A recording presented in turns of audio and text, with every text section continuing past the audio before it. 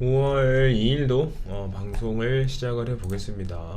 자, 일단은 뭐 비트코인 흐름부터 좀 짚어보고 시장에 어떤 게 좀 이슈가 될 만한지, 문제가 될 만한지 이런 것들을 좀 짚어보고 뭐 방송을 좀 마무리를 해보려고 해요. 자, 그래서 일단은 비트코인이 이제 월봉 마감을 할 때 이전에 저항으로 작용했던 뭐 저항이나 지지로 작용했던 지지저항 구간이죠. 그 구간을 돌파를 결국엔 하지 못하고 월봉이 마감이 되면서 5월달 이제 초반에 조정이 나오고 있습니다. 어제 뭐 한 이틀 정도 좀 큰 폭으로 하락이 좀 나오는 모습이 연출이 됐는데 그래도 한 고점 대비 한 7% 정도, 8% 정도의 하락이 연출이 됐죠. 근데 요거는 뭐 이제 뭐 하락 시작이다 라고 볼만한 구간은 아니에요. 제가 전주 마지막 방송 때 말씀을 드렸지만 일단 아직까지는 주요 지지 구간을 이탈하는 움직임이 없기 때문에 아직까지는 뭐 터치도 없었기 때문에 이게 뭐 하락 전환이든 상승의 끝이다 라고 볼 필요까지는 없어요. 그럼 자, 이 이후에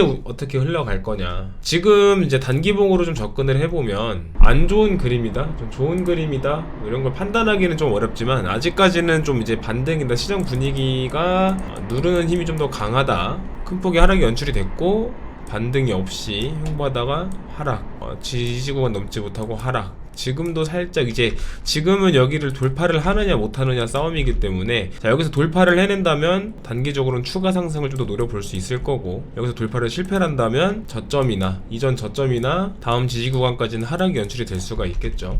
아직 지금까지의 상황을 딱 놓고 보면 비트코인이 저항 구간을 돌파를 실패를 하면서 실방 매물과 하방 압력이 강해진 구간이고, 지금 위치가 그 하방 압력을 벗어난 위치는 아니다. 추가적으로 하락이 좀 나올 수도 있는 위치기는 하다 정도로 좀 정리를 해보면 될 것 같아요. 근데 그렇다고 해서 비트가 상승이 끝났냐? 그건 아닙니다. 방법은 두 가지가 있겠죠. 지금 당장 난 매매를 할 거다 라고 한다면 분할 매수를 계속 접근을 해서 저배율로 롱을 잡고 분할 매수로 조금씩 뭐 5%씩 비중도 작게 그래서 추가 매수를 해서 롱으로 포지션을 길게 끌고 가는 방법이 있을 거고, 그걸 끌고 가면서 뭐 저항 구간에서 돌파를 못할 것 같다 라고 한다면 짧게 좀 평소에 하던 대로 뭐 한 20배 30배 쓰면서 슛으로 짧게 먹는 방식으로 나눠서 접근을 할 수가 있을 겁니다. 그래서 이런 식으로 좀 시장을 보면 될 것 같고, 근데 지금 이제 시장의 뭐 분위기, 자, 이 전 영상에서 말씀을 드렸어요. 5월달 초반의 흐름이 이제 월봉을 보면서 설명을 드렸었죠. 여기서 상승이 나오고 방향성을 못 정하고 빼는 척, 조정을 주는 척 하다가 상승이 나오고, 여기서도 큰 상승이 나오지는 못했죠. 그리고 방향성이 확실하게 잡힌 것도 아니고 저항에 맞고 떨어졌다, 조정이 나오는 모습이 연출이 되는 듯 하지만 이전처럼 다시 추가적으로 상승을 하는 그림이 나올 수도 있다. 그 흐름을 좀 더 지켜봐야 되는 부분인데, 이제 월 초반에는 조금 조정을 받고 있다. 그래서 추가 하락도 염두를 해둬야 되는 자리. 그렇다고 해서 상승이 끝난 건 아니니까 다시 한번 말씀을 드리지만 저배율로 롱을 접근하라는 건 굉장히 적합해요. 근데 그거를 좀 평소처럼 비중을 막 20% 10%씩 잡고 들어가실 게 아니라 그냥 5%씩 5% 한번 사두고 빠지는 지지 구간, 뭐 다음 지지 구간까지 빠지네, 그럼 그때 또 추매 한번 5% 해가지고 또 평단가 좀 낮춰놓고, 또 빠진다 하면은 그때 또 5% 사가지고 추매해서 평단가 맞춰놓고 하는 식으로 접근을 하시는 거. 그거 말고는 지금 위치에서는 단기적으로는 하방 압력이 강하다, 이 정도. 자, 근데 저희가 좀 봐야 되는 부분, FOMC 일정도 남아있고, 솔직히 말하면 지금 이제 시장이 그런 경향이 있어요. 좋은 것도 좋은 거도, 나쁜 것도 좋은 거다. 그러니까 좋은 거는 시장이 좋으니까 좋은 거고, 나쁜 거는 이런 나쁜 상황이 있으니까 오히려 이런 상황들 때문에 뭐 대표적인 예가 이제 금리 인상을 못 할 거다 라고 해석을 하면서 시장을 끌어올렸던 그런 부분들, 분명히 안 좋은 상황이지만 이런 안 좋은 상황 때문에 금리 인상이 제한이 될 거다, 이런 식으로 해석을 해서 시장을 끌어올리는 모습들이 있었기 때문에, 자, 이거는 관점의 차이다. 어디에 포커스를 두느냐. 지금까지는 금리에 포커스 맞췄었다, 시장이.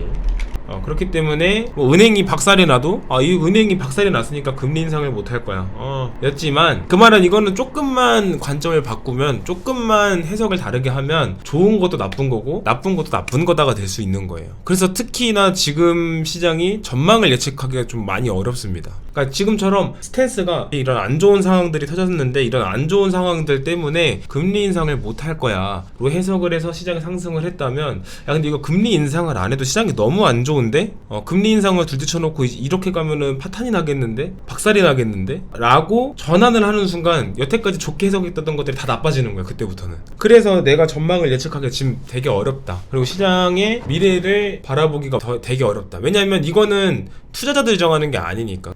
우리 같은 개인 투자자들이 은행이 박살이 났어? 그럼 이러면 금리 인상을 못 하겠네? 좋아. 상승. 이걸 개인이 정하는 게 아니잖아요. 언론 플레이를 어떻게 하고 고래들, 그러니까 돈이 많은 사람들, 세력들이 어떤 스탠스를 취하느냐, 그거에 따라 정해지는 거기 때문에 시장 전망이나 분석 예측이 조금 어려운 시장이다. 이 정도로만 좀 보시면 될 것 같은데, 자 근데 여기서 이제 이 스탠스가 바뀔 만한 문제가 하나 이제 남아 있죠. 아까 이제 방에 잠깐 올려드렸는데 이거를 좀 봐야 될 것 같아요. 자, 부채 한도. 자, 이게 뭐 자세하게 설명하면 내용이 너무 길어지기 때문에, 자, 미국이 간단하게 요약을 하면 더 이상 돈을 찍어낼 수가 없게 된다. 이제 미국이 더 이상 새로운 달러를 찍어낼 수가 없게 된다. 근데 이게 기존에는 문제가 안 됐던 게 대부분 승인이 됨. 부채 한도를 늘리는 거에 합의를 본. 그래서 여태까지 한 차례를 빼놓고는 부채 한도가 계속 올라갔다. 한 차례가 딱 그때 이제 2011년도 때 있었다고 하는데, 그때를 제외해놓고 부채 한도가 매년 상승이 됐고, 그렇기 때문에 이번에도 의회에서 부채 한도를 늘리는 것에 대한 서로 간의 합의만 된다면 이거는 당장에 이제 문제가 아니라 악재도 아니고 호재도 아니고 그냥 별 문제 없이 지나갈 일이에요. 왜냐하면 매년 그래왔으니까. 매년 부채 한도가 부족하기 때문에 부채 한도를 늘리는 거에 매년 동의를 해왔고, 그렇게 늘려오면서 시장경제에 문제가 없었기 때문에 이번에도 동의가 돼서 부채 한도가 늘어나면은 그거는 이제 그때는 문제가 안 되는데, 첫 번째 걸림돌이 뭐냐면 이미 코로나 때문에 시장에 많이 풀었다. 그러니까 이미 시장이 풀 수 있는 만큼 이미 확 풀어놓은 상태예요. 코로나 때문에 경제 위기나 금융위기나 이런 거를 걱정을 해서 많은 돈이 풀렸죠. 시중에 많은 돈이 풀렸어요. 근데 이 풀린 돈이 회수가 되지 않고 물가는 상승을 했고, 그러니까 인플레 수치가 상승을 하고 그걸 잡겠다고 금리를 인상을 한 해 만에 하고 있는 와중에 추가적으로 돈을 더 찍어내야 된다라는 소리가 되는 거죠. 이게 첫 번째 좀 걸림돌이 될 수 있고, 두 번째는 정치 싸움이에요. 정치 싸움. 공화당이랑 민주당 정치 싸움, 협의가 안 될 수도.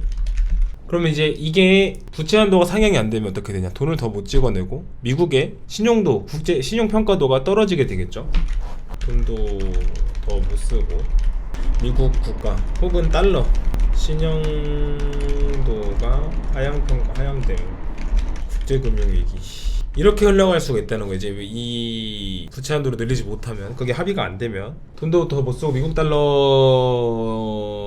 신용도가 떨어지면, 또 국제적으로 이제 코스닥, 나스닥, 홍콩, 일본 이런저런 장할 거 없이 장 개장하자마자 4% 5%씩 지수가 빠져버리고 그런 상황들이 발생할 수 있다. 자, 그러면 그런 상황에서 과연 비트는 상승을 할 수 있을 것인가? 이게 되게 지금 제일 어려운 포인트가 이거예요. 그 상황에서 비트가 과연 나스닥과 디커플링 되면서 상승이 나올 것인가? 만약 그렇게만 되면, 그런 상황이 발생하고 나스닥과 디커플링이 되면 4만 달러 이상도 갈 수 있어요. 하다고 봅니다. 근데 이거를 어떤 분석을 통해서 누가 어떻게, 일개 투자자가 이걸 어떻게 예측을 할 거냐는 거죠, 이거를. 그러니까 이런 시장 분위기에서는 우리 같은 좀 개인 투자자들 절대 예측을 하고 어차피 이렇게 될 거야 라는 식의 이런 생각을 갖고 있으면 진짜 큰 코 다칠 확률이 높아요. 물론 그게 맞아 떨어지면 큰 돈을 벌 수도 있는데, 그게 틀리면 그동안 모은 돈을 한 번에도 날릴 수가 있다. 그래서 우리는 그냥 스탠스는 그냥 시장이 어떻게 흘러갈 건지 방향성을 제시를 해줄 겁니다. 그거를 확인하고 그거에 맞춰서 투자를 하면 됨. 그러니까 오늘 말씀드리고 싶었던 게 딱 이게 다예요. 그래서 오늘 내용을 좀 이해를 안 되시는 분들은 1대1 대화를 주시면 또 설명을 드릴 거고, 아까 방에 올려드렸죠. 여기로 대화를 주시면 됩니다. 그러면 제가 따로 추가적으로 설명을 또 드리도록 할게요. 그래서 오늘 방송은 여기서 마무리를 해보도록 하겠습니다.